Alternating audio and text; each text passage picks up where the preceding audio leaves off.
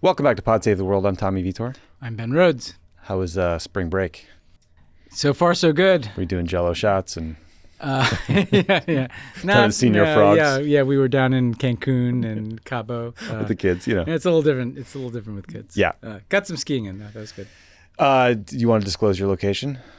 I went to Jackson Hole, Wyoming. Which is funny because I was there a couple weeks ago, and it is one of the more beautiful places I've ever been. It's absolutely spectacular. It really is. Yeah. There's an Earth 2 where right after college, all my friends went to Jackson Hole to be like whitewater river rafting guides, or really the van driver that picks up the people. Yeah. And I went to DC, and I was a little sad that I missed out on that trip because it was so fun. Yeah. Whenever I go to a place like that, which is not that often, I always think that brief fantasy that I entertained after college of doing a year just living in a ski town, not doing that was one of the dumber things Absolutely in my was. life. Yeah, if you are in your early 20s or late teens listening to this show, and you have a chance to do something stupid and frivolous for a year between school or after school or before work, do it.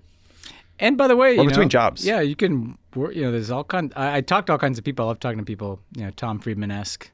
And, there's people, there's ski instructors, there's all this hospitality, could have been fun. Could have been amazing. I think my dad did that. He got asked to leave school for a semester by the administration, and he went out and worked on a mountain somewhere. It's a request came back. that you can follow. Yeah. But it's also good for you because I think you have a real job and you realize how good you have it at school. Yeah. And all of a sudden he got back to college and he was like, all right, now I'm treating this like a 9 to 5. Work. And ace my way through college. Yes.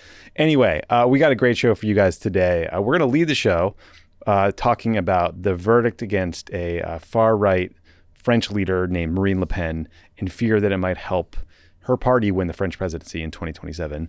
There's the international reaction to Trump's Liberation Day tariffs. Can't wait to see those, Ben, the package here.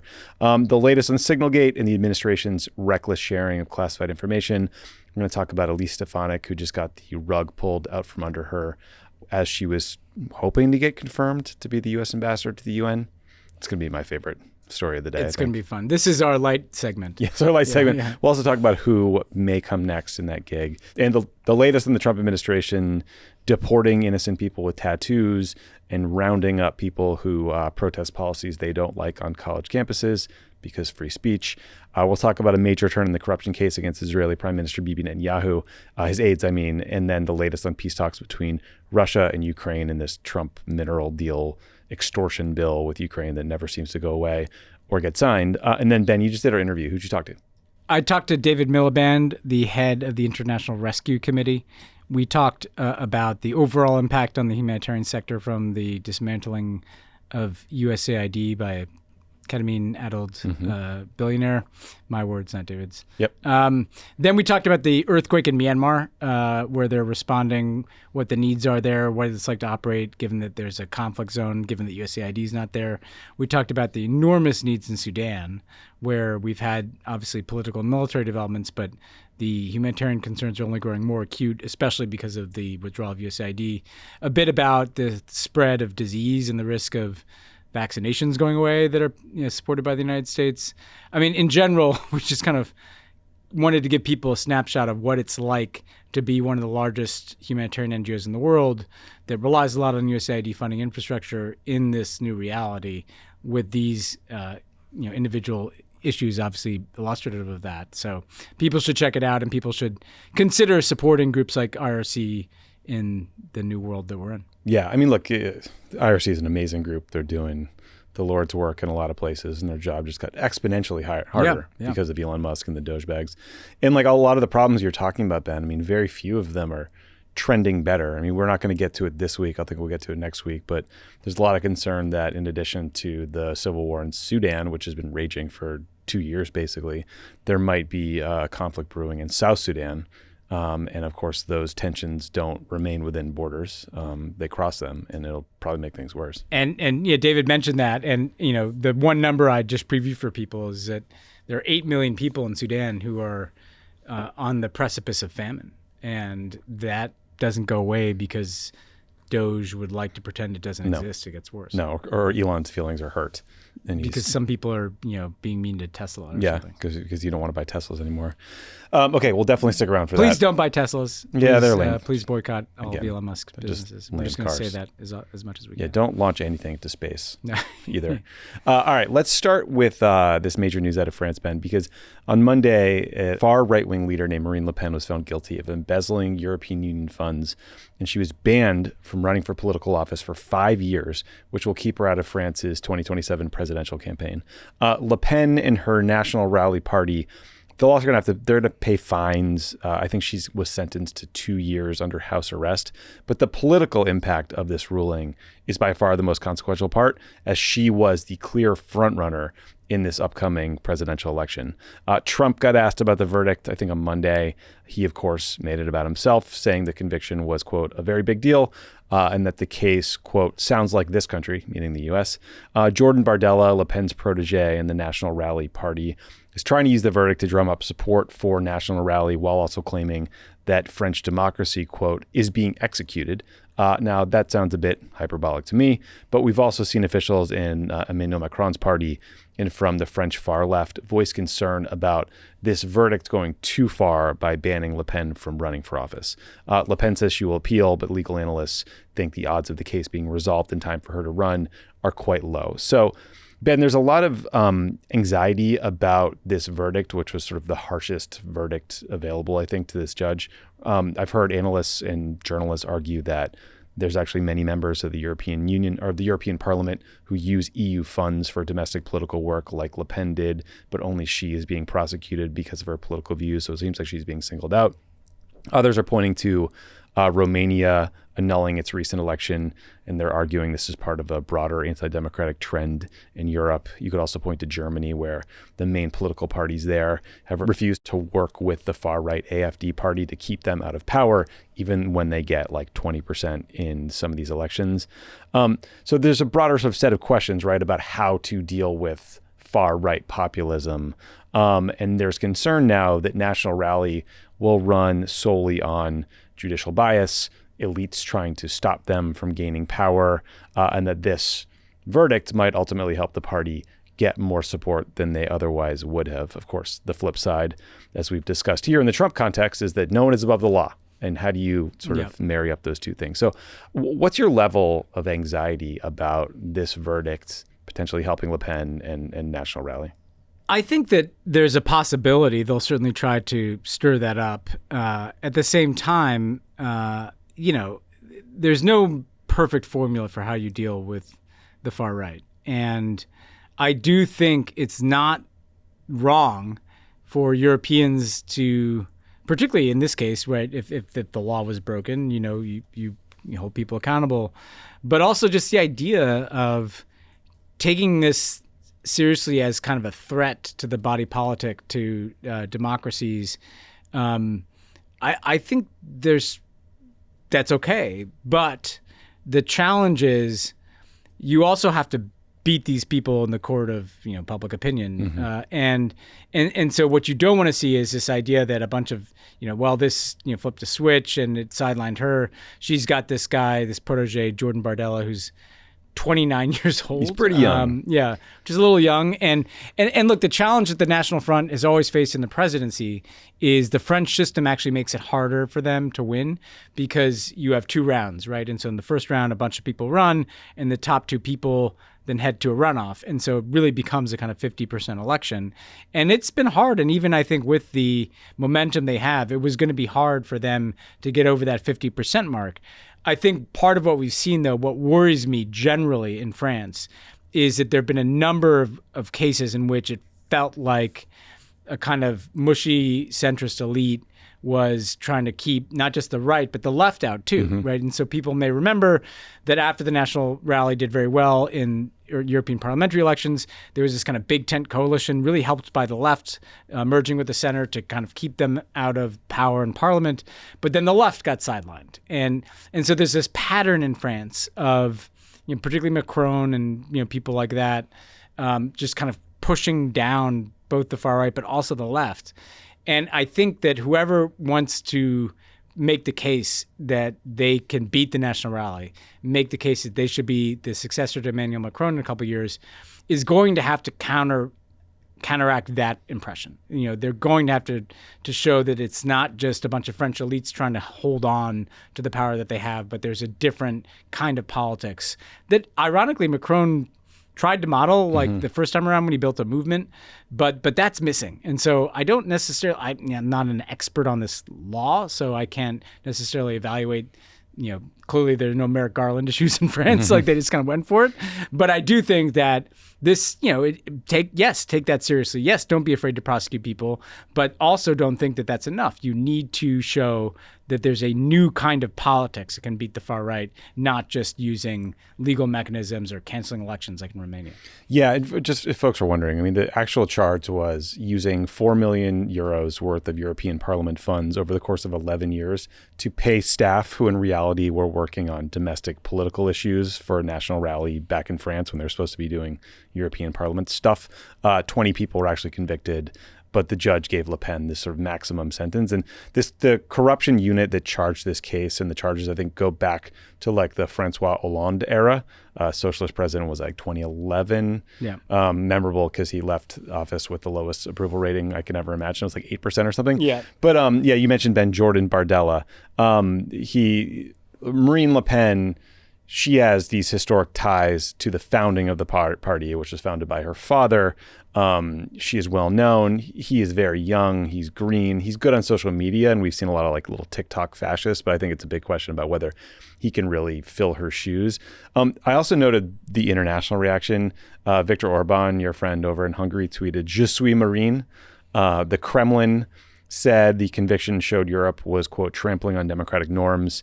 Far-right leaders in places like Italy also weighed in supporting her. So the usual suspects are getting Marine Le Pen's back. But I do worry that, this really harsh verdict that includes the political element kind of feeds into their narrative. Obviously it does. Well, yeah. Bardella is kind of like if Charlie Kirk was regenerated as a French guy,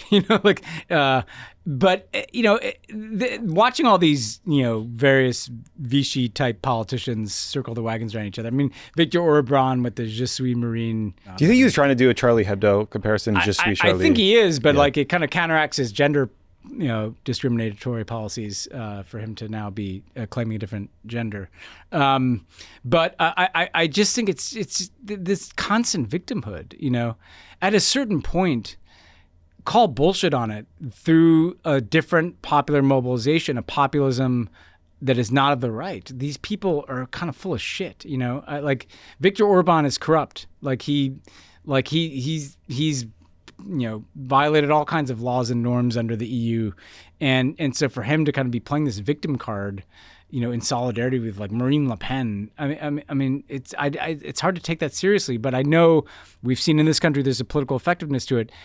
You just have to kind of get out and make your case, and not just kind of sit back and think you can pull the norm machine. Yeah, it's hard for us broken-brained Americans in the Trump era not to apply our political context to France. But then I was reading a New York Times story where they were quoting some random guy in a bar in her district who said she must defend herself and go right into the end. If they want us to take the Capitol like they did in Washington, I will go to the Elysee. Yeah, referring to the presidential palace. There's this globalization of it's a hoax, or this is kind of the full consolidation of this right wing trend, this far right trend.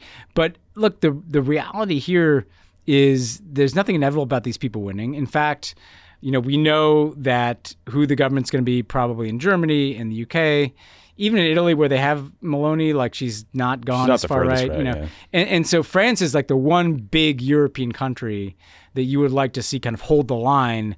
In if they do in that election, obviously that gets you through the Trump administration with, unless something strange happens, the 5-year term, yeah. The big European governments, not being far right. And let's hope that that's the case, because France would be a huge domino to fall in the direction of the Trump-Orban authoritarian point. With a really strong presidency. And just a little history. I mean, the National Rally Party was founded in 1972.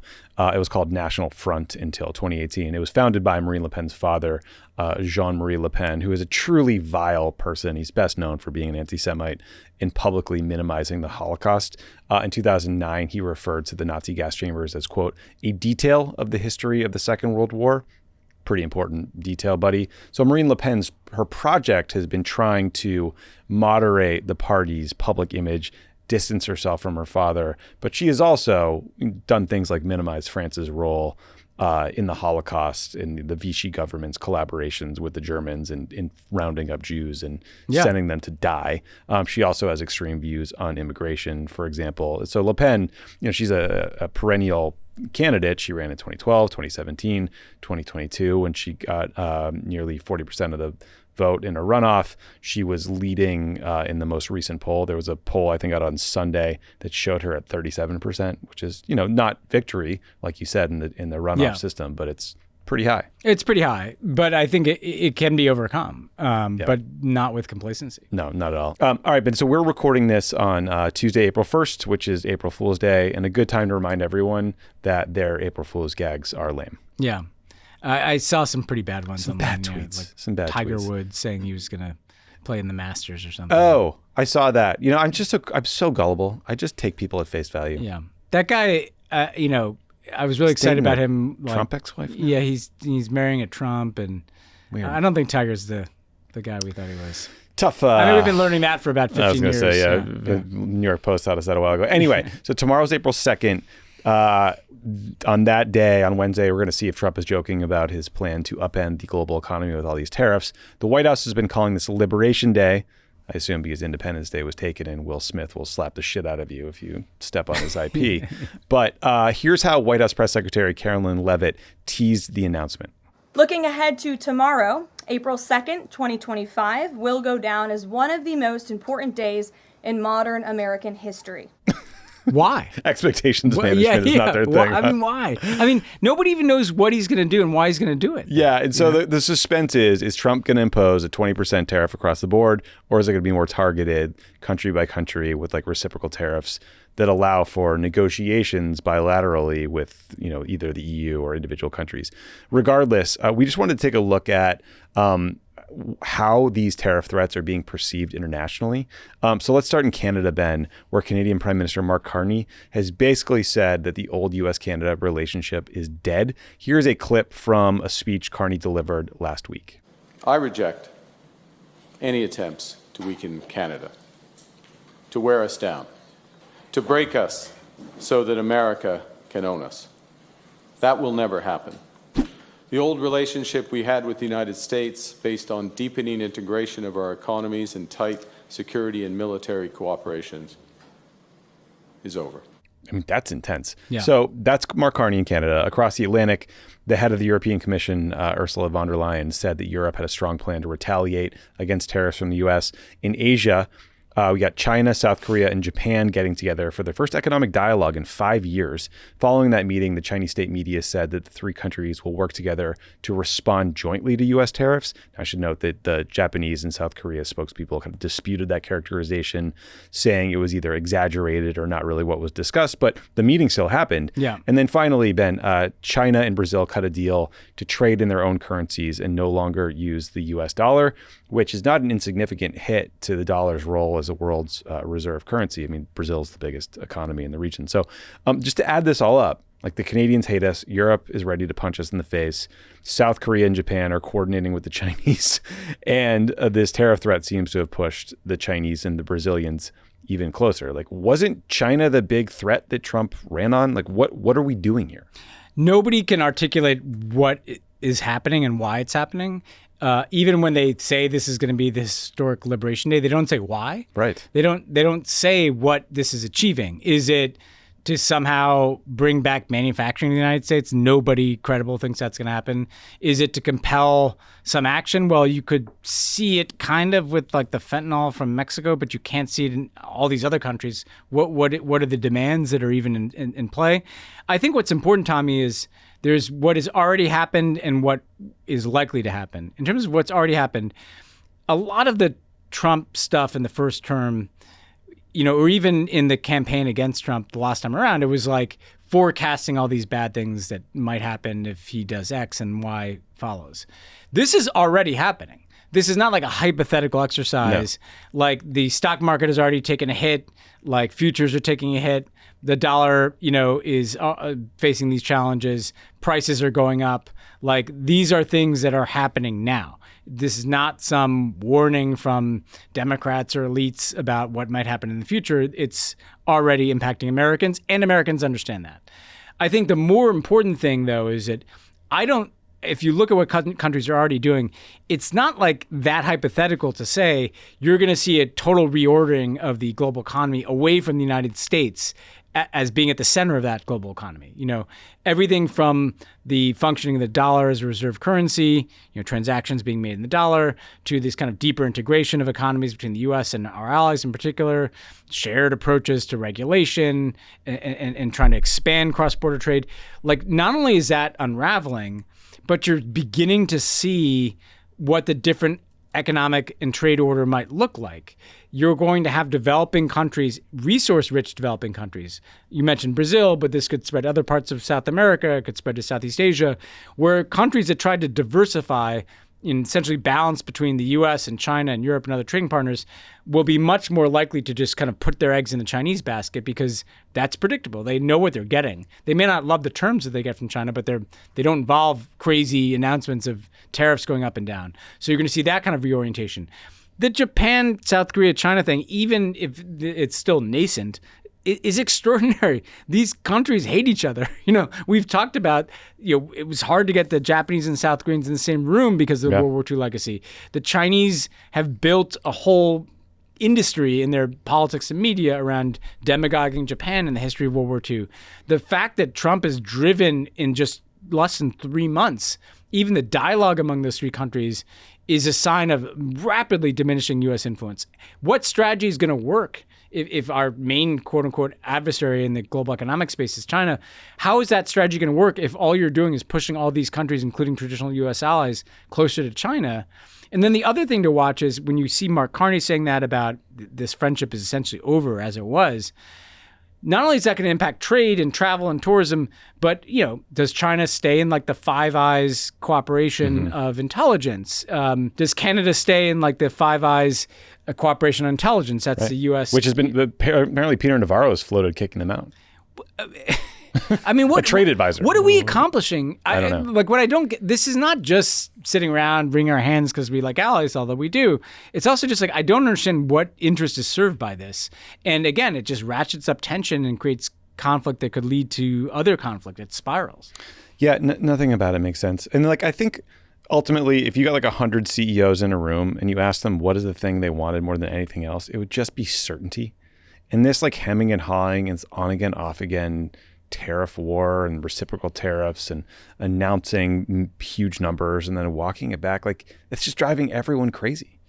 And what we're seeing is like the deep danger of the kind of short-term profit-driven mindset of American capitalism today, not to get into that space too much, but essentially these companies are so hot for like deregulation and tax cuts that they kind of look the other way at Trump. Some of them supported him outright. And then now they're so afraid of Trump that they kind of capitulate in everything he says and does. They're watching the legal sector get dismantled or intimidated and cowed in this country. But this sucks for them. These tariffs are bad for American business. It's bad for the American private sector. At a certain point, these companies need to speak up. I mean, in the Obama years, Tommy, you remember well, like if Obama did one thing that they didn't like in the regulatory space, to Wall Street CEOs. The Chamber of Commerce would freak out. Or if he said one thing in an interview about fat cats on Wall Street, they'd all go wring their hands together at some investment conference. Cry on CNBC. This guy's fucking trashing their margins, trashing their stock prices over these insane tariff things, and we barely hear a peep out of the private sector in this country. Morgan Stanley thinks tariffs could raise car prices by up to 12%. There are, according to, I think, the Council on Foreign Relations, 14 million Americans are employed in jobs tied to trade with the United States North American trading partners. The impacts of these tariffs or the fights we're picking will be massive, and not just on them. Like, we might send the Canadian economy into a depression that will impact our economy too in a meaningful way. Yeah.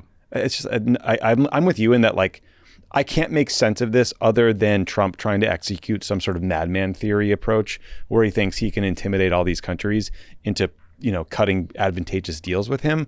But that seems to have already failed because they're already announcing their reciprocal tariffs and punching back. And I think unlike the U.S. legal community, the U.S. academic community, the U.S. private sector, these other countries are onto this. They Right. know that Trump is operating global trade like a protection racket. You pay me a pound of flesh and maybe I'll leave you alone for a little bit, but then what they know is he'll come back for more. And so they're beginning to form alliances against the United States. We are only 2.5 months in, and that's already happening. And the other thing is, if he comes out and says he won't do some of the tariffs and then the market recovers a little bit and he acts like he did something great. No, this is all like a self-created crisis that doesn't need to be happening. Yeah, and prices are just going to go up for everybody. It's nuts. We're going to take a quick break, but if you're enjoying the show and you want to support everything we're doing here at Crooked Media, subscribe to the Friends of the Pod. We just made the subscription better than ever, Ben. You can now enjoy offline and Love It or Leave It ad-free.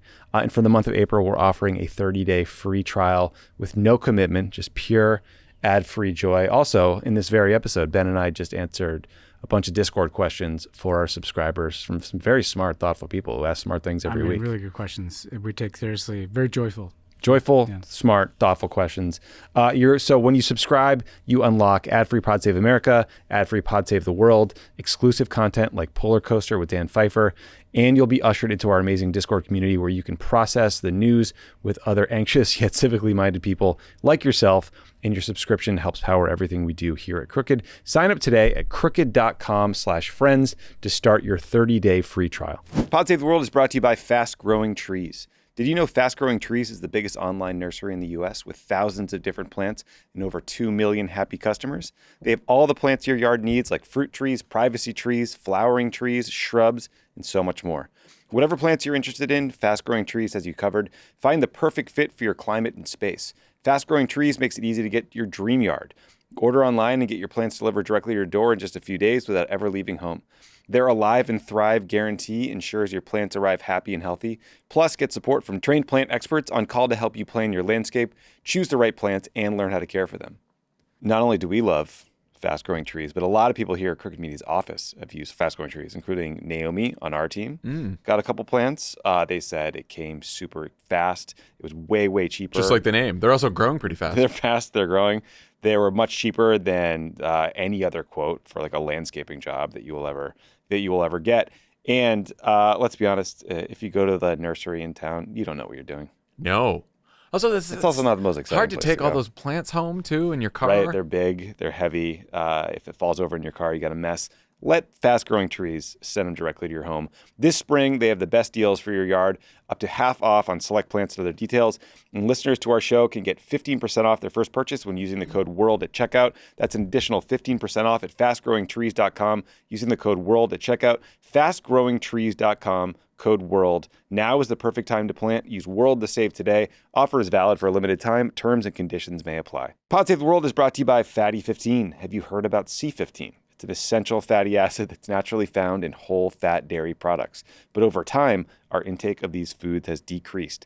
Combined with the natural decline of C15 as we age, many of us aren't getting enough of this important nutrient.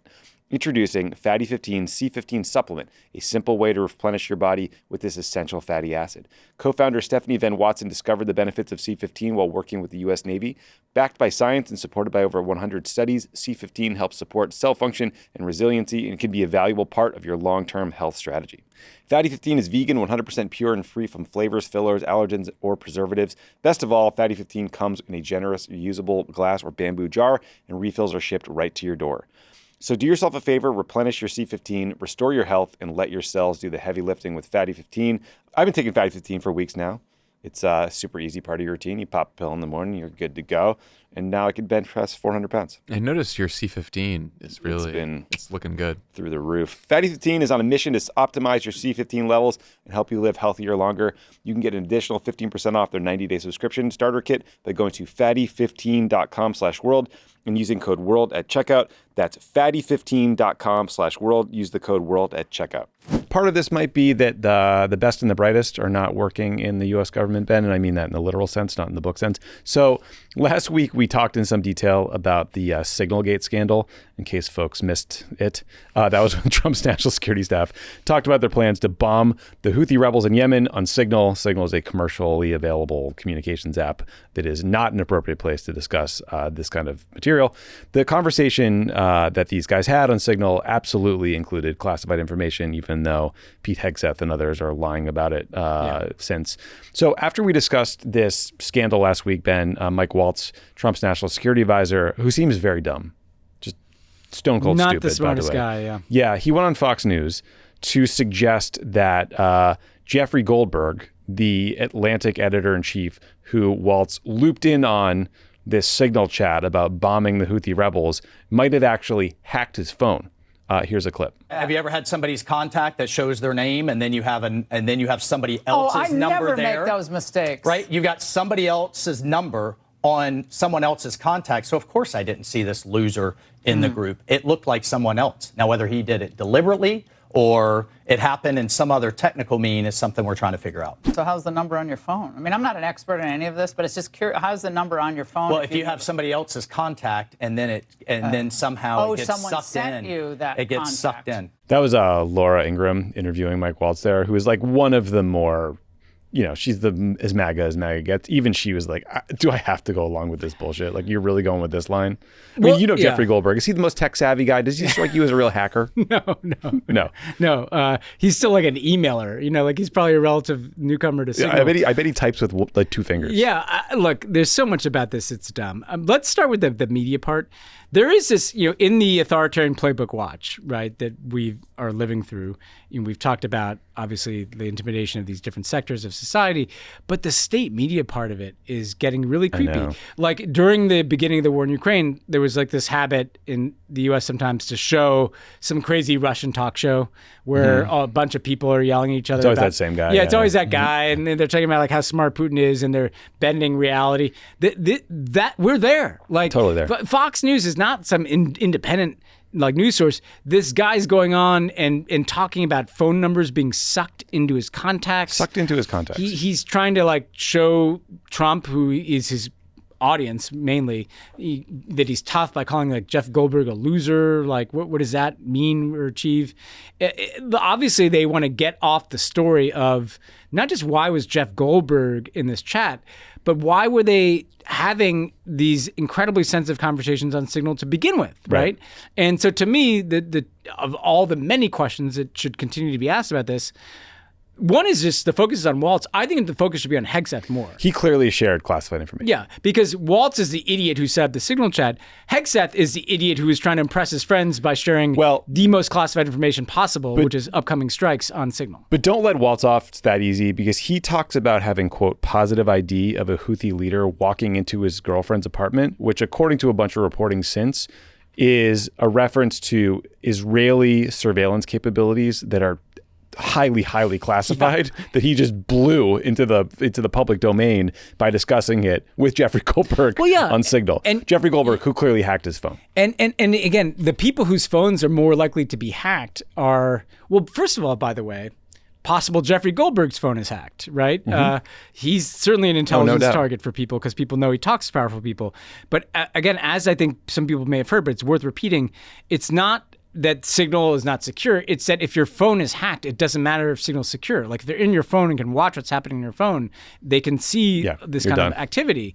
And that can be incredibly dangerous. But the other thing I want to know, Tommy, is like, I refuse to believe that the only Signal chat that they had about a sensitive matter was this Houthi strike. Oh, no. This is probably how they're doing business. Yeah, so a little more on that. I mean, just real quick on this Fox News clip from Mike Waltz. So, like, if we take him literally there, he is suggesting that Jeffrey Goldberg, like, conducted espionage on him. I don't like, so huge deal, right? Like, take him literally. Is there going to be an investigation? Are we going to prosecute some people? They were talking about getting Elon Musk involved because he's their tech guy. He's their IT dude, I guess, to do some research. And so, Ben, I just wanted to update you that after this extensive investigation into the hacking by Jeffrey Goldberg of the Mike Waltz phone, here is Caroline Leavitt, the White House press secretary, announcing what they found.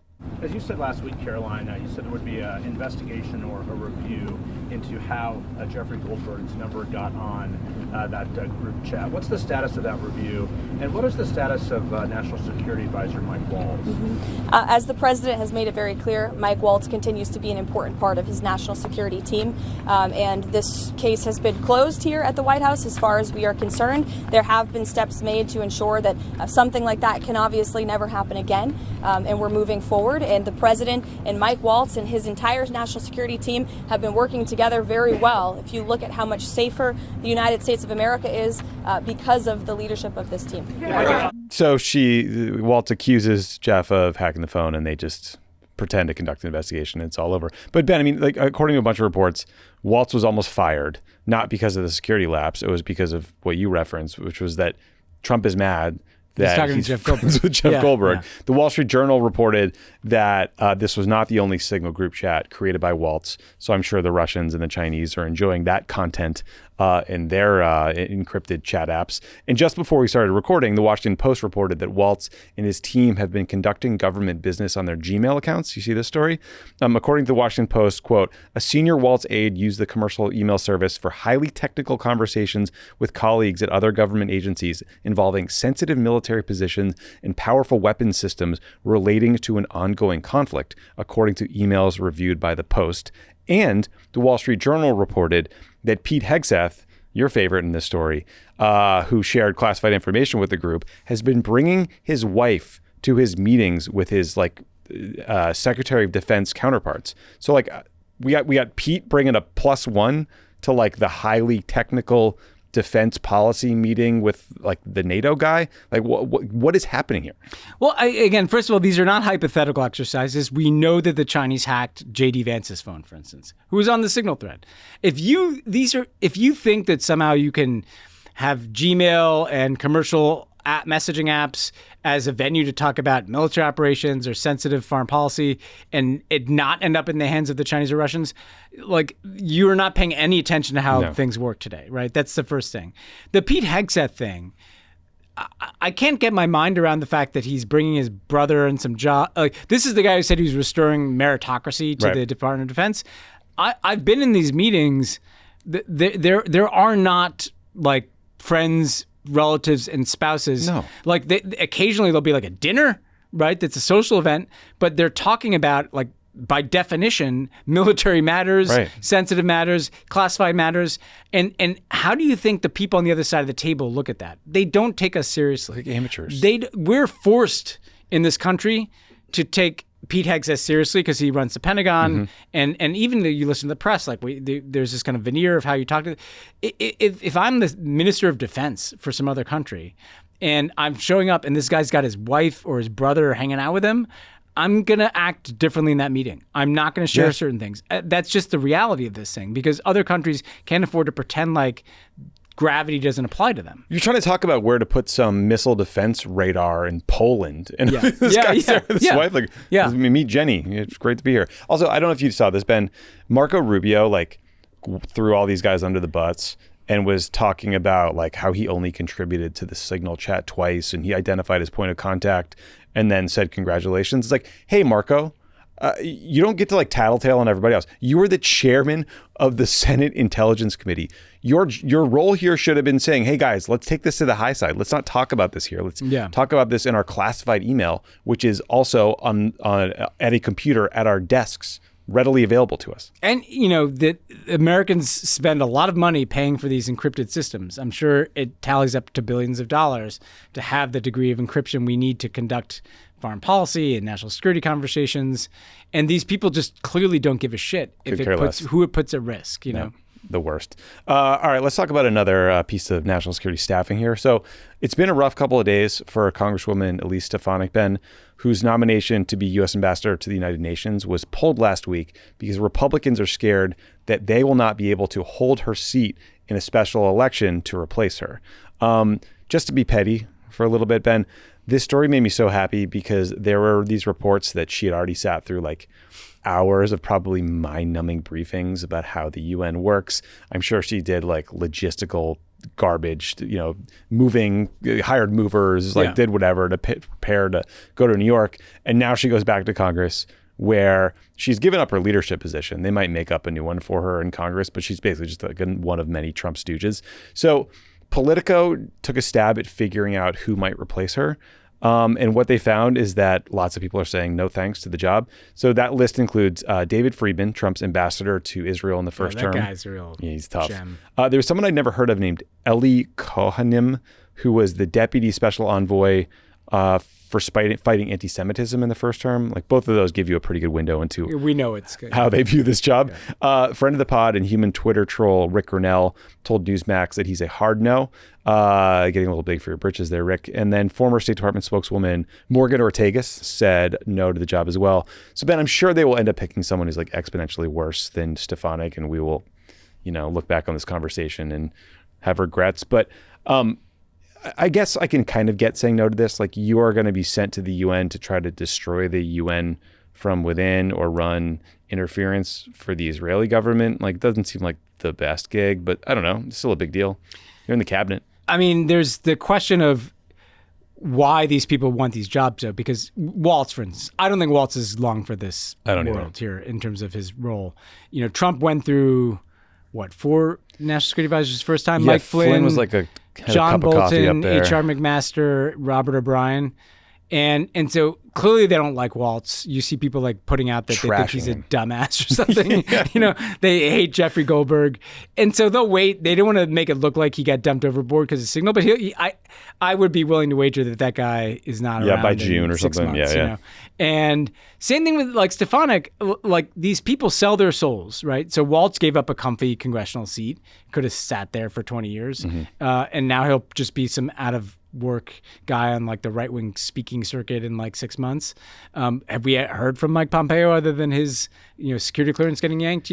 These people. Yeah, good question. These people just disappear. And Stefanik too, like, she gave up this rising leadership job to be in this UN role, and she gets fucked. I mean, the message to all these Republicans who go along and enable all this is you're going to get thrown off the bus. You're disposable at the first sign of trouble. The purpose of this role should be, it's actually an important job. You're both a diplomat representing the United States at the United Nations, where in normal times you might try to build coalitions, you might try to pass resolutions, you might try to mobilize resources to do something. Respond to a crisis. We responded to Ebola there. We did all the Iran sanctions there, on and on and on. North Korea sanctions. You're also importantly at the principals committee table, right? So you're in the cabinet. You're sitting in the situation room. You're on the Signal chat. You're on the Signal chat. You're in these debates. What a normal UN rep is supposed to do is kind of bring the perspective of the world into those conversations. Like, in some ways, even more so than the Secretary of State, who's episodically engaging different governments. Like, you're just sitting there at the General Assembly, the Security Council, like, with your finger on the pulse of what's happening in the international system. And that perspective is totally absent in the Trump administration right now. But it's absent because they don't give a shit. They don't want someone to be a diplomat to represent the U.S. They don't want someone who can be like an early warning system about what's happening in the world. They want someone, and the David Friedman, and all these other names that have been floated suggest, all they see this job as is someone standing there and running interference for Bibi Netanyahu and telling the rest of the world that if you criticize Israel, you're anti-Semites. It's an extension of deporting kids who wrote op-eds that are critical of Israel. It's an extension of the kind of show that Elise Stefanik put on when they had Ivy League presidents testify before a committee in the House.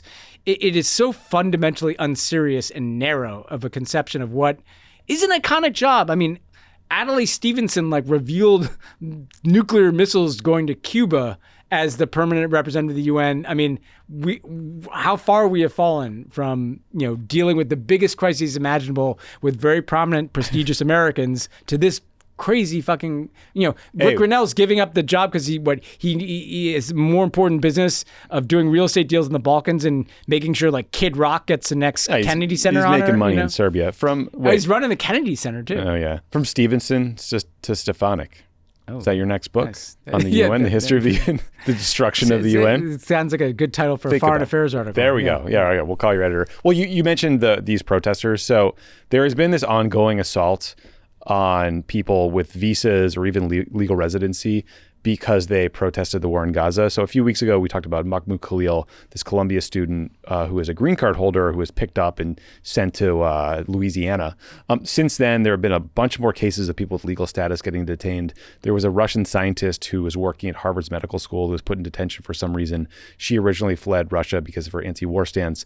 But there's concerns if she gets sent back, she will be put in prison or tortured. Last week, there was this awful video of a Turkish PhD student who was here on a student visa and got snatched up on the street by like a bunch of masked ICE officers. Secretary of State Marco Rubio told reporters that they've revoked at least 300 student visas at this point. And what is so scary about this, Ben, is you're just seeing school after school after school cave. And there's some schools like Columbia that caved because the Trump administration threatened to take away hundreds of millions of dollars worth of funding for them.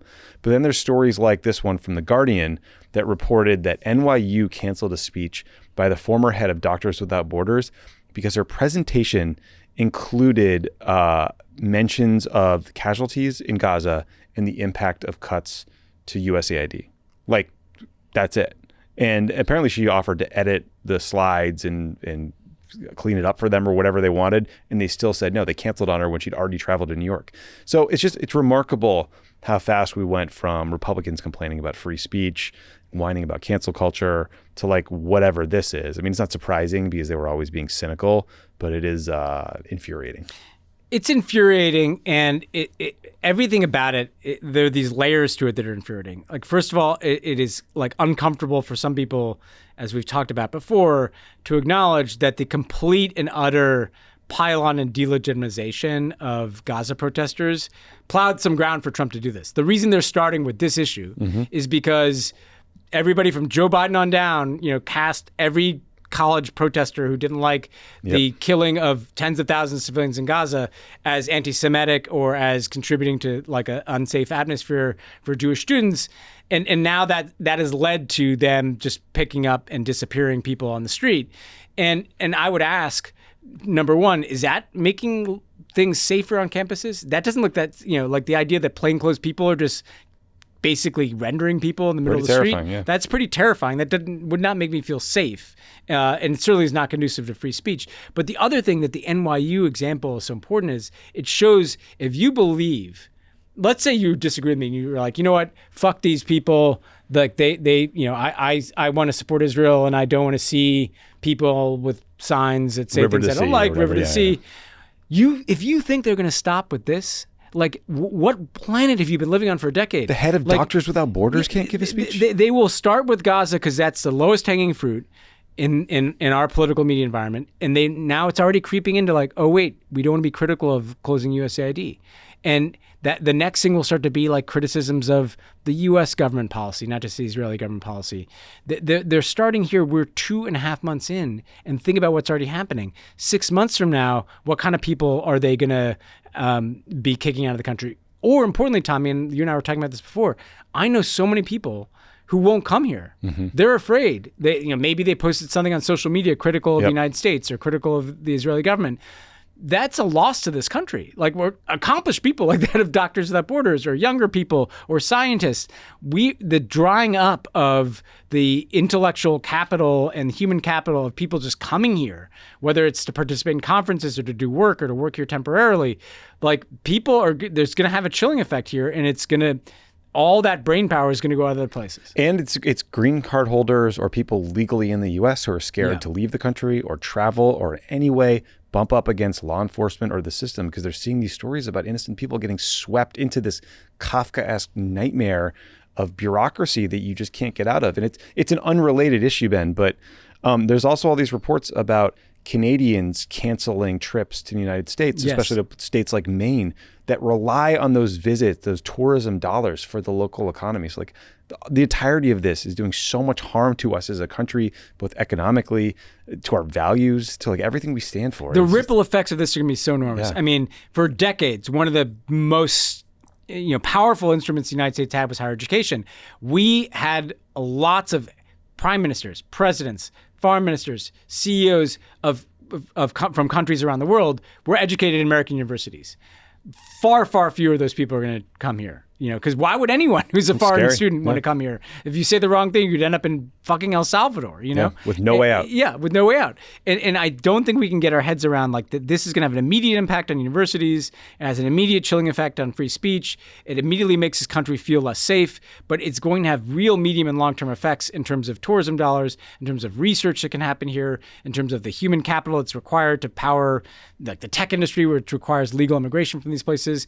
Universities make a lot of money off of foreign students who play full ride. This is going to have so many other impacts. Yes, absolutely. Well, let's talk about some of these deportations, because there have been all these awful stories of the Trump administration just rounding people up and sending them to like a transnational gulag in El Salvador because they have tattoos. I mean, that seems to be the through line here, is just tattoos. So last week, Homeland Security Secretary Kristi Noem, she did this photo op from this mega prison in El Salvador. Listeners might have seen this video she recorded standing in front of a cell filled with human beings who I think were forced to take their shirts off so that you could see their tattoos and just like stand there as human props. And I think she did it while wearing a $50,000 Rolex watch. Perfect. Might have been $60,000, depending on which Twitter source you believe. Here's what Kristi Noem said to Bret Baier on Fox News on Monday about why she took this trip to El Salvador. The image alone, was that sending a message? Yes, people need to see that image. They need to see that the United States is going to use every tool that we have to make our communities safer, that is a consequence of someone who is a terrorist. The president has declared Tren de Aragua and MS-13 as terrorist organizations, and the president of El Salvador has as well. The only people allowed in that prison are terrorists. And to tour that and to look at that was giving the American people the transparency that they want out of their government. They were able to see exactly where we're sending these people who have murdered and raped Americans, that have decimated communities, and there's going to be consequences for individuals who continue to do that. My conversation with that president was, will you take more of these terrorists? And he said, absolutely, we will. We will take the worst of the worst and make sure that they're facing consequences for what they've done to your country. Bullshit. Yeah, that's a lie. The image you should think of is the gay makeup artist who's deported because he had tattoos that said mom and dad over crowns on his wrists, the guy with the autism awareness tattoo, and then finally the administration has admitted that it made a mistake when it deported a Maryland man because of some administrative error. And now the White House, the lawyers for the government are saying they have no way to get this guy back. Like Rubio could make one phone call. Kristi Noem could make one phone call to Nayib Bukele and say like, hey, do me a solid, get this guy out, put him on a plane, and it would be done, Ben. But like these guys, they just don't care that innocent people are rotting in hell. And I think that's part of the point. I mean, part of the point is, yes, to look kind of tough and fascist for your, Bret Baier's viewing audience. Mm-hmm. Talk about a guy who's become the mouthpiece of state media. But it's hard to watch a video and not feel the racialized component, Oh, yeah. Here you've got this white lady with a Rolex standing in front of a bunch of brown people who look like they're almost starving in this prison in El Salvador. Yeah, they do look like they're starving. Let's just be very clear, like what that looked like. And it's again, I just want to keep coming back to the fact that we're 2.5 months in here. Where is this going? Because they have no interest in getting innocent people out of that prison, Nor do they necessarily have the ability to. I mean, like, look, if a judge says you have to get them back, Bukele will say, pound sand. Yeah. I'm not going to do it. And the Trump administration will not help with any kind of diplomacy unless they decide to. Yeah, and how much do you think we're paying Bukele to operate that gulag, A lot of money. Well, so the only silver lining I've seen just in the news is that a judge blocked the Trump administration's move to end temporary protected status for about 600,000 Venezuelan migrants who are already in the U.S. The judge said what you just said, which is that it smacked of racism. And then I did notice, Ben, that the details of one of these cases made it to Joe Rogan, who talked about it on his show. And like, some people might laugh at that, but I don't know. He's not a guy who always gets good information. And he's also a guy who like kind of speaks to the young Trump male zeitgeist. And if he's worried about the lack of due process here, like, I don't know, maybe people in the White House will listen and view this as a political risk and do something. I thought so. I mean, there is a true faction of Trump voters who are kind of extreme libertarian or anti-government or anti-cancel culture or get off my back. And the combination of people getting snatched off the street by plainclothes officers, people getting sent mistakenly to gulags in El Salvador, wait a second, you really can't say what you want on campus. I do think that there's an argument that Democrats or just anti-Trump people need to mount, that these people are literally the threat you've been worried about. You know, it turns out that it wasn't like, liberals shaming people on online platforms that was the risk to free speech and just freedom in this country. This is an assault on freedom in this country. Yeah. All right. Well, a couple more things before we get to the interview. So last week we talked about Israeli Prime Minister Bibi Netanyahu's efforts to fire Ronen Bar, the head of the Shin Bet, which is Israel's domestic intelligence service. The allegations, there's allegations that Netanyahu's vendetta against Ronen Bar is tied to a Shin Bet investigation into connections between 2 Netanyahu aides and the government of Qatar. Things escalated very dramatically on this front on Monday after 2 of Netanyahu's aides were arrested. So the details of the case are under a court gag order. But the Washington Post reported that one aide, Eli Feldstein, is suspected of doing public relations for Qatar while he was working in Netanyahu's office, which is crazy. And then last year, Feldstein was charged for leaking classified intelligence to a German news outlet. Haaretz reported that the charges against these 2 include suspicion of contact with a foreign agent, bribery, fraud, breach of trust, and money laundering. So it's seems pretty bad. Netanyahu obviously said this was a witch hunt, blah, blah, blah. But he was forced to testify as a witness in the case on Monday. So it's pretty significant. The bigger question is, what was the Netanyahu government's role in facilitating payments from Qatar to Hamas? The opposition leader, Yair Lapid, noted on Twitter that Netanyahu's office has not denied the specific allegations of somehow facilitating these transfers of money to Qatar. So there's a lot we're going to learn here. A Qatari spokesman called the charges a smear campaign. So Netanyahu is also trying to push out the Israeli Attorney General for slowing down his efforts to fire Ronen Bar. Ben, you read all this stuff and you feel like, wow, man, the walls are finally closing in on Bibi Netanyahu. And then you wonder, does he live in a house with infinite walls? Because we've been in this place for a decade. But I don't know. What's your read on this latest round? I had the same reaction you did, which is, we've been here before, many, many times with Netanyahu, where he kind of wiggles out of things. He manages to kind of push the blame down on other people.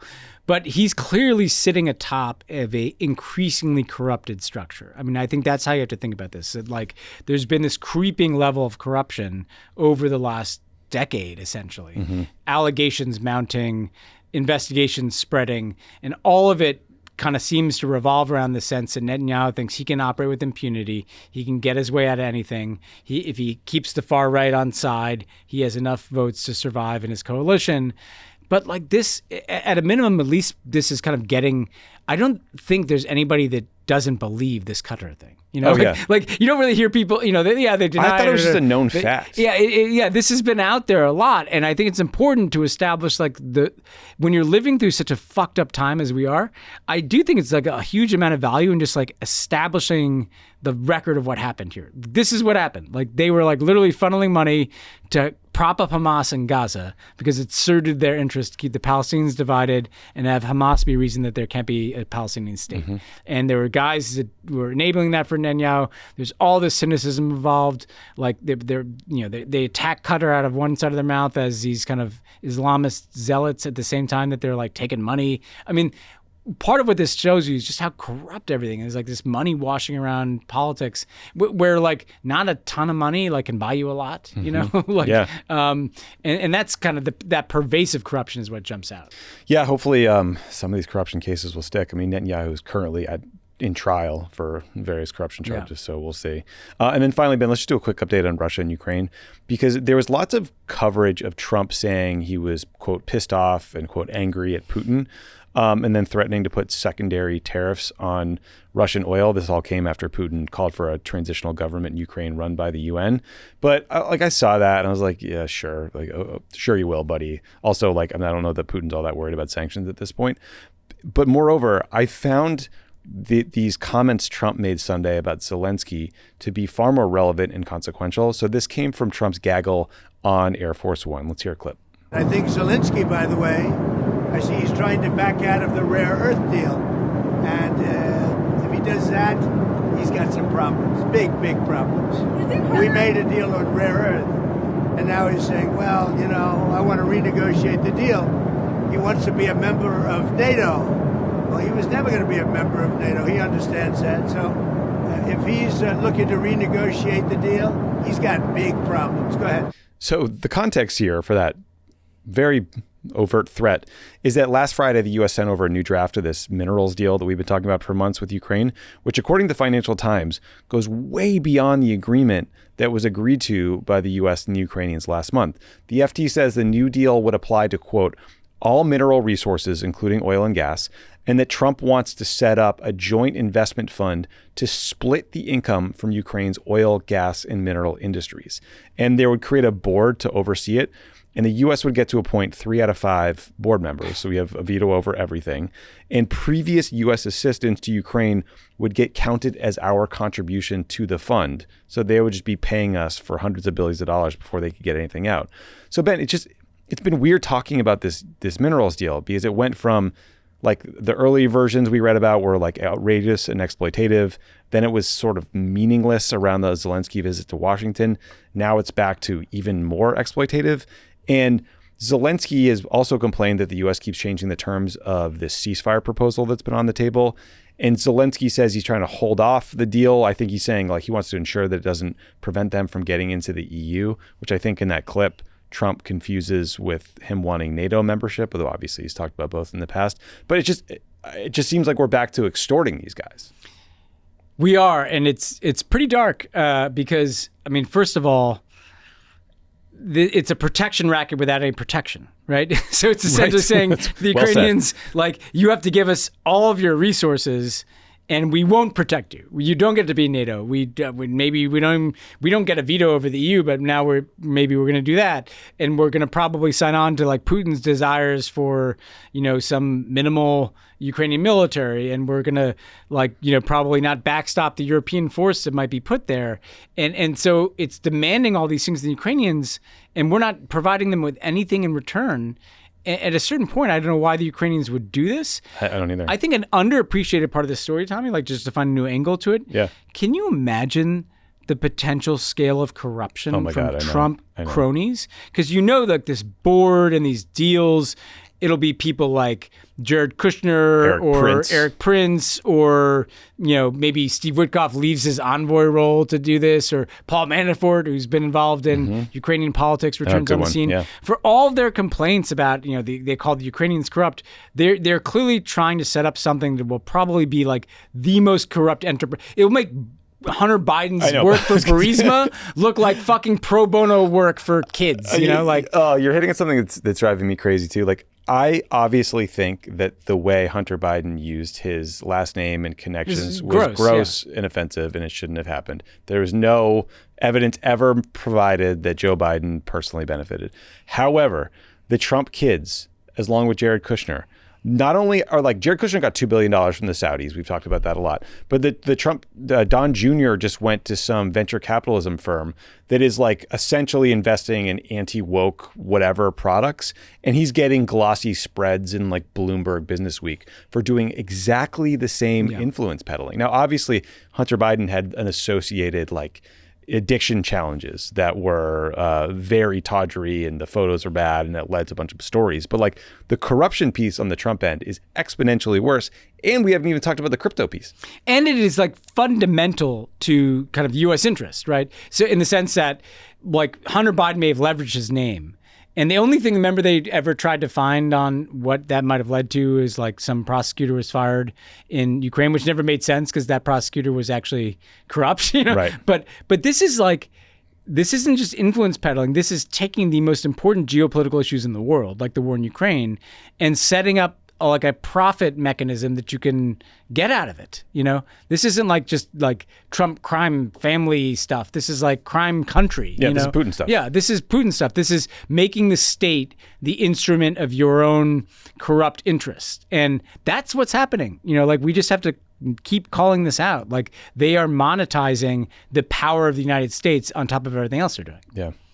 Well, another light fun show. Yeah. Here. Well, but good luck, everybody. We'll get some Ukrainian minerals out of the deal. I'm excited for some lithium. I'm sure the profits from those minerals will reach your pockets and not we'll just Trump cronies. Splitsies on some cobalt. Okay, we're going to take a quick break. When we come back, you're going to hear Ben's conversation with David Milliband about his work trying to fill the gap everywhere around the world that has been left by the destruction of USAID. So stick around for that.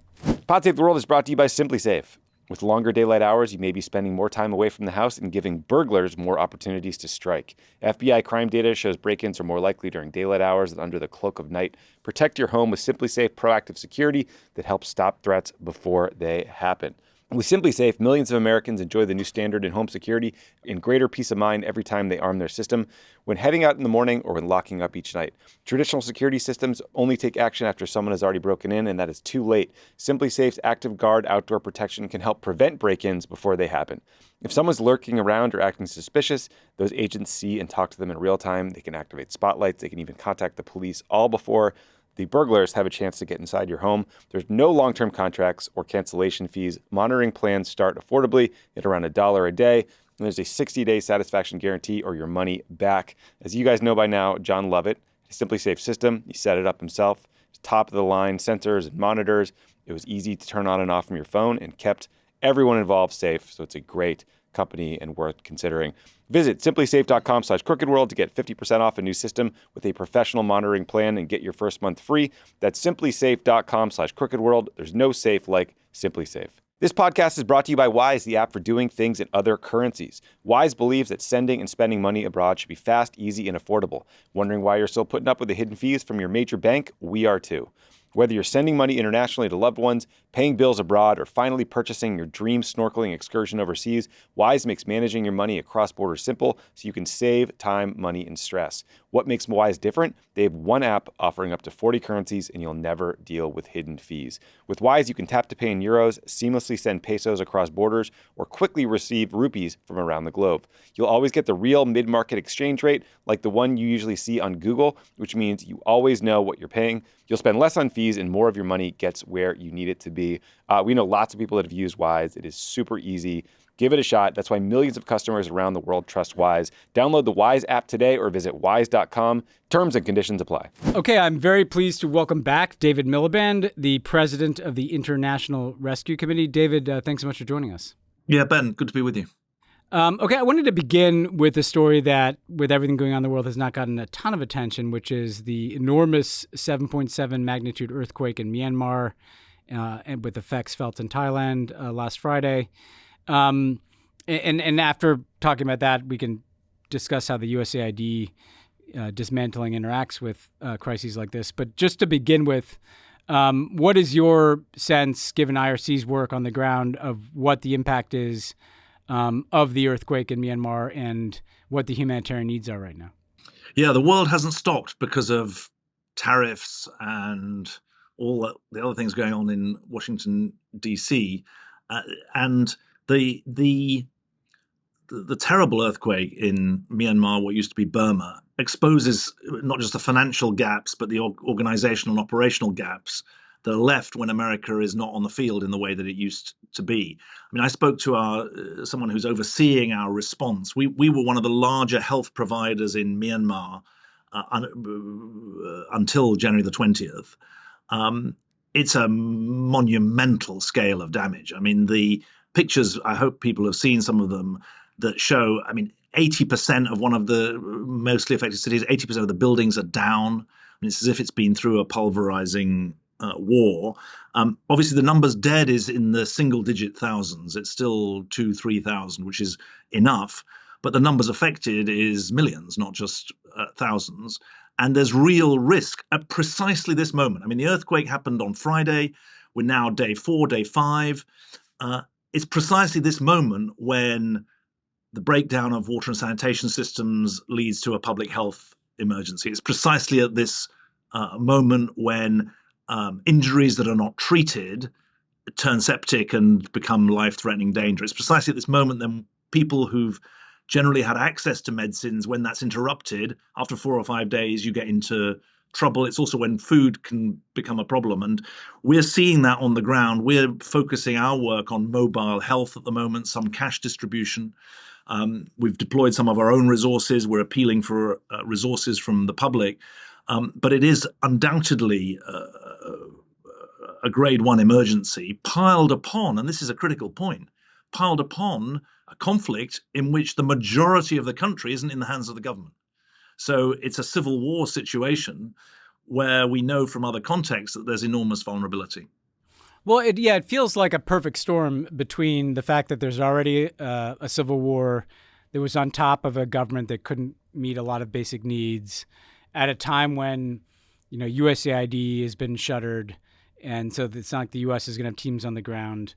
I saw China pledged $13 million, which is a lot more than the U.S. has pledged, but it's not exactly going to fill this hole. I mean, how do you even begin to think about being able to get assistance in, to make choices about what assistance to prioritize when you have such a perfect storm of both natural and political disasters? Well, the good thing is that we've got people on the ground. We're not just we are actually flying some people in, some expert support, but we've got people on the ground. We've got teams on the ground, and one part of our model is to train local people, whether they're working in finance or education, to be ready for an emergency and to become emergency workers. I mean, there's two aspects to our response, and that's what I can speak to. One is our own staff, who are mobilizing to do mobile healthcare and also to do cash assistance so that people can buy food. There's then, in the non-governmental held areas, there's work through partners. And so there's stories about where there's access, where isn't there access, but the partners that we've got, these are local organizations who we work with and who are trusted by us and by the local population. So it's a two-headed response. Just to give you a sense of the scale, though, and the link back to the US, we were supporting 100 healthcare centers in Myanmar through support from USAID. That's been lost. So that it wasn't considered quote unquote life-saving because it was just more generic support. The kind of gap that's left is very, very substantial, especially in a situation where only about 5% of the UN-assessed funding needs were being met before this earthquake. As you say, there's Chinese money, there's suggestions the Russians are there, and you'll know this as well, that one of the things that the American government did very well through USAID was these disaster assistance response teams, Yes. DART teams. You must have done a lot of this. Yeah. Not only are they first on the ground, 24-hour response, but they had really good organizational and assessment capacities that would make sure that resources were being channeled in the right way. So I just want to start to pull back the lens here a little bit on the USAID piece of this. And one question I have, when you mention something like 100 healthcare facilities that are supported with USAID funding that goes through a partner organization like IRC, and I think this is something that people don't often understand, is it's both what USAID is doing directly on the ground, but also the kind of grants and support they provide to organizations like the IRC. What happens to those healthcare centers? Like, what do they close? Like, are people still going to work there and there's just not money coming in? Like, what is the impact in a place like Myanmar when that money is pulled? Well, unless the government takes them on, they get closed. I mean, it's pretty simple, really. In Thailand, we've come to an agreement that the Thai government has picked up some of the health centers that we've been operating on the Thai side of the border. You'll know that many people from Myanmar cross the border as refugees. We were running 9 healthcare centers on the Thai side of the border. They've been handed over to the Thai government. But in the Myanmar case, it's still very unclear, obviously, and you've got this division between government-held areas and non-government-held areas. But if there's no funding for the medicines, for the doctors, for the nurses, you can't run the center. Yeah. And so literally there are, around the world, what are considered to be non-essential US-funded facilities being closed. That might be in health, it might be in education, it might be in climate resilience and livelihoods. So it's a dramatic and pretty instantaneous impact beyond what are called the life-saving areas or life-saving interventions, which have been given a waiver from the suspension of US foreign aid. And so when you look at the macro picture for people that have followed what's happened to USAID, followed some of these different crises around the world, and we'll get to a couple of them, but just pulling back and looking at the whole picture, you IRC is active in all of these different areas, from famine relief and nutritional assistance to health assistance to refugee resettlement. What is your initial assessment of the impact of the U.S. essentially withdrawal from the humanitarian space globally on your operations and on collective efforts to deal with these problems? I think the way to think about it, let me use a metaphor. I mean, the US was the anchor of the global system. In the humanitarian sector, it provided more or less $4 in $10. European countries plus the European Union, also more or less $4 in $10 in the humanitarian space. There's a whole argument, shouldn't newly wealthy countries in the Gulf and elsewhere be paying more? Probably the answer to that is yes. But the anchor of the global system was the US, because it was everywhere and because it was, relatively speaking, generous on the humanitarian front. Now, I'm not a sailing person, but when you pull up the anchor on a boat and the seas are choppy, then the boat starts rocking and the passengers get seasick. I mean, that's essentially what's happening at the moment. The anchor of the system is no longer there. And so you've got a lot more instability. You've got a lot more need not being met. Some of that is short-term harm, but others of it takes time for it to play through. So for non-communicable diseases, it's a longer-term hit to health and to livelihoods. But it's very, very serious. Obviously, there's a government review taking place. The new administration announced a review on January 20th. That's not January 24th. That's not unusual. But we don't know where that review is going to take things. What is unusual is to close services while the review is going on. Yeah. And that's what's happening at the moment. When you look at a specific crisis, let's talk about Sudan, where I know you've been very active. We've talked about this in the past. There have been some changes in the conflict there. The Sudanese armed forces have the upper hand in Khartoum. But we also know there's enormous humanitarian needs, displacement, famine risks. And usually USAID would kind of fill a lot of that space in a conflict zone like Sudan. That's where a lot of the support can go. What is the humanitarian situation in Sudan, and what kinds of needs are going unmet that would normally compel resources from USAID? Well, I think that the word I would use about Sudan is it's just crushing. It's crushing for the people in that country. It's crushing for the neighbors. And remember, there's very worrying suggestions of instability spreading south to South Sudan. There's we always say untended humanitarian crisis is a source of political instability, and we're seeing that spreading from Sudan beyond. The conflict lines are shifting, so that's crushing for people who thought they were safe. Now they're in a different area. We don't know where. I mean, Khartoum has been retaken significantly by the Sudan armed forces. What we do know is that malnutrition, famine, which is the apex of the humanitarian pyramid. When you've got a famine situation, you can guarantee everything else is wrong. The economy is not working, the health service is not working, violence against women is out of control. I've got the figures here, actually. In the latest report, 8 million people, 17% of the population around 45 million, are in phase 4 out of 5. That means emergency classification. The only thing north of phase 4 is famine, which is phase 5 in the emergency classification index. And this is a very small c conservative set of indices. It takes a lot of proof to get to level 4 or level 5. This independent assessment found famine in 5 areas, predicted famine in 5 additional localities in North Darfur, highlighted the risk of famine in 17 other areas. This is not because there isn't enough food, but it's because the conflict is blocking the passage of food, the passage of aid workers, the delivery of humanitarian aid. So it's a fundamental issue of politics as well as of humanitarian need. And sorry, you asked me also, I should have mentioned this, where does the US fit into this? It's an interesting case study of the 4 in 10 and the loss of the anchor. The US was nearly 50% of total support for humanitarian work in Sudan, actually 46%. So you can see how significant the US is. Now, even with the waiver that Secretary Rubio has given for life-saving activity, remember, life-saving activity means that we can carry on doing an emergency operating theatre, but we can't run the primary healthcare centre in which it's located. So there's a bit of artificiality in there. But even with that, there's a desperate need for others to step up. Otherwise, this crushing burden is going to expand. Well, and just on that point about the emergency operations center piece of it, you might have a waiver where literally someone at a what we would call like a soup kitchen might be authorized to hand food out. But if there's not, is the case that the absence of distribution centers, the absence of logistics chains. I remember a lot of USAID's comparative advantage in the development space when I was in government was that logistics chain, right? The ability to move large amounts of aid someplace, set up a staging ground, then get it out.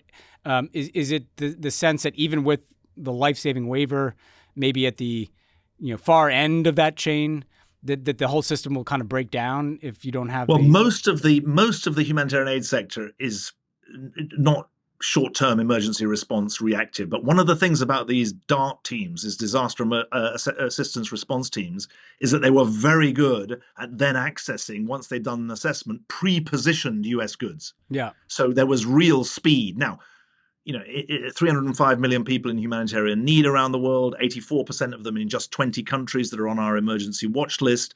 We know where a lot of the crisis is. So it's not short-term response. The earthquake that's going on, that went on Friday in Myanmar, demands emergency reaction. But as you intimated earlier, direct delivery was not what USAID or the PRM Bureau, Populations, Refugees and Migration Bureau of the State Department did. They were about assessment, organization, and then support for other organizations to deliver. Yeah. And then they use the technical and logistical capacity of organizations like IRC to then reach people in the greatest need, because it wasn't US Foreign Service officers delivering healthcare. It was done through governments, or where governments don't exist, through independent NGOs like ours. So it's another part of the anchor of the system being lost. So Chinese and Russians can arrive, but they don't have the same sort of protocols. They don't have the same sort of legitimacy. You have got the UN there, but obviously there's a 180-day review of the UN as well, whose outcome we don't know. And just we've talked about Myanmar and Sudan, two places that are kind of urgent. One's a natural disaster on top of a conflict. One is a conflict. Then there are these kind of longer term needs that, you also interact with, like health. And let's just take, where the U.S. is a huge player. When you look at things like immunization, getting vaccines around the world, trying to stop the spread of potentially epidemic disease, what are you seeing as the impact of the U.S. withdrawal from that space? Does this mean that we could see a regeneration of certain diseases that can be managed with vaccines? Does it pose a threat from the spread of particularly dangerous diseases like Ebola, for instance? How are you assessing that space? Well, I wish we could vaccinate against Ebola, but we can't. But you raise a really important point, because you and I would, I'm sure, agree there's a moral case for humanitarian aid. But if you want to make the strategic case that America is safer, stronger, and more prosperous, the best place to do it is actually around immunization, because it's precisely disease spread that is the most tangible way, I think, of explaining to people why, in a connected world, you're better off sponsoring immunization across the world, not just in parts of the world, because part immunization doesn't do the trick for you. We've got a very interesting example of this, which you and I have discussed in person when we were together. In 4 countries in East Africa, we've delivered 10 million doses of vaccine to 0-dose kids who had no immunization at all. 2 million kids, 10 million doses in total, in war-torn areas where government systems weren't reaching. The government immunization drives around the world have reached about 85%, not because of vaccine hesitancy, by the way, but because people weren't being reached. We've reached those people, and there's no doubt that that is a benefit direct to those people and the rest of their lives. They're immunized, but also there's some sort of protection for the against the spread of disease more generally. Now, people are often unsure about, well, how do those connections go? Are you sure that people move? But actually, there's enough movement around the world into capital cities, from capital cities on planes, that it can move pretty fast. And so the immunization drive, I think, is a very interesting one. There was a report last week that the US was going to pull out of a global alliance, the Global Alliance on Vaccines and Immunizations. It's not clear if that's going to take place, because there's this review happening. The CEO of Gavi rightly said that she wanted to try and persuade the US that this was really in the US interest, not separate from it. And I think it makes the strategic case for foreign aid very, very tangible. And who do you see anybody filling the space? I mean, if this anchor is pulled up and potentially, 4 out of 10 development dollars, humanitarian assistance dollars might go away, including the kind of fortifying presence and sustaining presence of U.S. assistance, do you see China, Russia, Gulf countries, philanthropies filling any of that space in a meaningful way? Well, short term, we've had a good response. We can't fill all the gaps that are left by the any withdrawal of US funding. It's just too big. But we've had a good response from people saying, hang on, while this review is going on, we want you to help you get over the hump. You've got to be able to stabilize and protect the most vulnerable. We've set out, 1, our most vulnerable clients will protect. 2, we'll optimize our use of resources. 3, we'll continue to re-envision an aid system of the future, which is where we've been offering some thought leadership, both in terms of the products and the processes. But the short answer to your question is no, that the system's still in shock. The anchor's been pulled up. Some passengers are getting seasick. But the other people on the boat are trying to figure out, well, how do we live in this new situation? What kind of buoys can we put out there to try to stabilize? The EU's got a 7-year budget. The good side of that is it's not going to be cutting until 2027. The bad side is it's not yet in a position to step up. You know that France, aid budget going down. Germany, coalition negotiations. UK, sadly, has announced that in a year's time it's going to start reducing its aid budget. We don't know about the Gulf countries, and although the Chinese have reportedly responded to this earthquake, we don't know. We've seen no signal that they want to get into the humanitarian aid space. The truth is, we need a much bigger conversation about the balance of responsibility for humanitarian aid and development aid. Because in the last 30 years, it's increasingly evident that development takes place through indigenous, stable government, markets that work. That's how people have been brought out of poverty. In extreme cases where you've got conflict, humanitarian aid is much more essential, and it's grant-based. And we've got a situation where there's about $200 billion of so-called overseas assistance. Only a quarter of that goes on humanitarian aid at the moment. And the big conversation that needs to happen is what's the balance of responsibility between international aid and domestic resource mobilization in countries that are lower middle income or even poor, but not consumed by conflict. Yeah. And that's a very difficult, big political, geopolitical conversation that needs to happen. And one last thing I wanted to ask you, which is, in addition to your leadership in the humanitarian space, you were Foreign Secretary for the United Kingdom. It's early days, but what is the potential geopolitical shift? I mean, obviously, the main focus is humanitarian, is kind of human and moral in making the case for this type of assistance. But what geopolitical shifts do you see from the kind of U.S. withdrawal from this space? Who might gain influence? Who might lose influence? How might that impact geopolitics? I know it's a big question, but what's your initial impression? Well, I'm glad you're devoting the next 45 minutes to my answer to your question. Look, I think that the best thing for me to do is to use the words that you've seen reported elsewhere. Every country in the world has to ask itself, well, what do we do if the Americans aren't there? That's the question on everybody's lips. And it's a question that's being asked in stark terms in countries that depend on US aid, but it's also being asked in powerful countries who are thinking, well, where do we position ourselves? And it's not just China and India, the emerging billion-person plus powers of the new world order. It's also the middling powers. It's also Turkey. It's also Indonesia. It's also United Arab Emirates.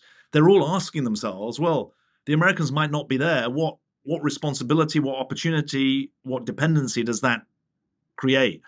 And I'm very taken with the idea that this isn't a stable, multipolar world.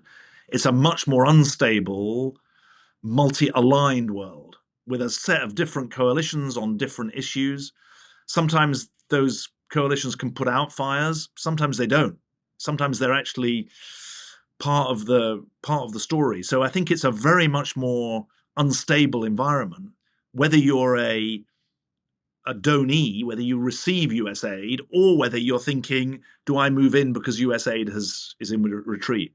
Well, we are definitely in rocky waters. If people wanted to donate to IRC or to specifically support IRC's efforts in a place like Myanmar or Sudan, where can we direct them? Yeah, please go to www.rescue.org. They can find a lot about what we're doing. They'll see the stories of our clients, because we're very focused on don't believe the idea that foreign aid doesn't work. That excuse is not an excuse for inaction. And what they'll find on our website is not just how to donate, but actually how their donation makes a difference, because there are solutions out there. Great. Well, people should remember you do have some agency, and we hope that you make up some of the support. I know you can't make up all of it that you're losing from USAID. David, thanks so much for joining us. Ben, thank you so much. Thanks again to David Milliband for doing the show, and we'll talk to you guys next week.